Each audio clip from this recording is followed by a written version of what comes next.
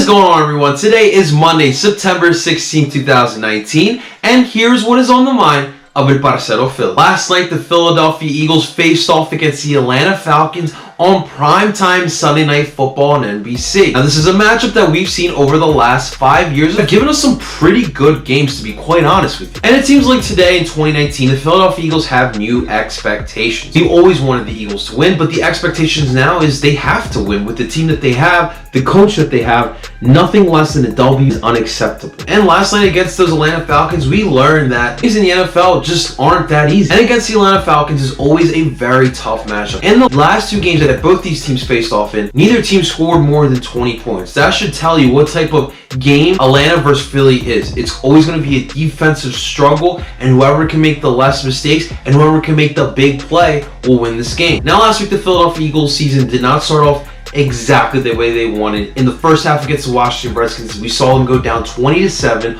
only to come back in the second half and turn it on and beat the Redskins 32-27. Now this week, the same narrative applied in this game. The Eagles started off slow, they were down in the first half, and Carson did not look like the Carson Wentz we know. Throwing 2 interceptions to Marcus Trufant, and the offense just generally was not clicking. But the defense kept us in this game, and we were able to find a way to claw back and make this a ball game. Now, this Doug Peterson and Carson Wentz era of Philadelphia Eagles football is no stranger to adversity. We've seen it from 2016 even up to last year. This team has gone through adversity like no other team in the NFL, and this team has overcome those adversities like no other team in the NFL. Last night, no different. In a hostile Atlanta environment, against an Atlanta team that needed to come back after a terrible showing in week 1. And not to mention the injuries this team overcame in this game as well. We're talking about losing Deshaun Jackson, Alshon Jeffrey, Timmy Jernigan, Corey Clement, Dallas Goedert, even Carson Wentz went down, and yet this team found a way to claw back and make this a ball game in the last quarter. Now, the key play in this game came in the fourth quarter with 2:17 left. Matt Ryan made a great call by audibling the play on 4th and 3rd. Knowing the Eagles had no safeties, knowing the Eagles had 6 guys in the box and going all out blitz. What did Matt Ryan do? Called a quick wide receiver screen to who else but his $22 million wide receiver Julio Jones.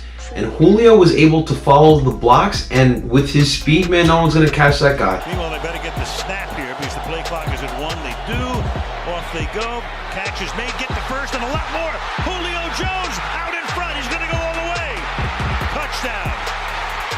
That would put the Falcons up 24-20, and they would not look back. The next drive, the Philadelphia Eagles would have a miraculous run. Carson Wentz led the team down the field on 4th and 8 with less than a minute left. Carson Wentz was able to find Zach Ertz, was literally inches short of the first down. Comes down to a 4th down for the Eagles.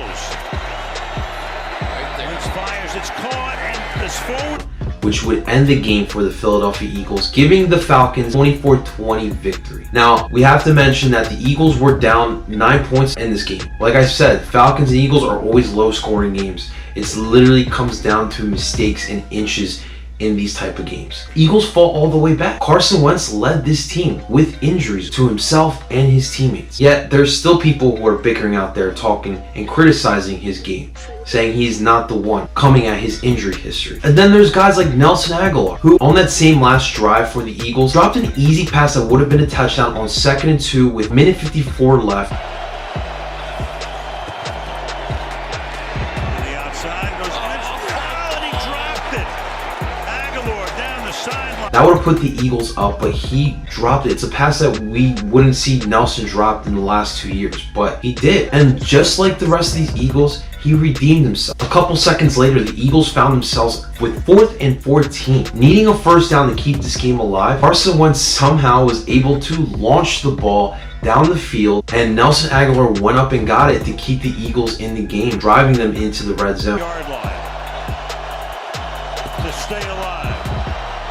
Wentz under pressure, airs it out deep downfield, and it's going to be caught by Agholor.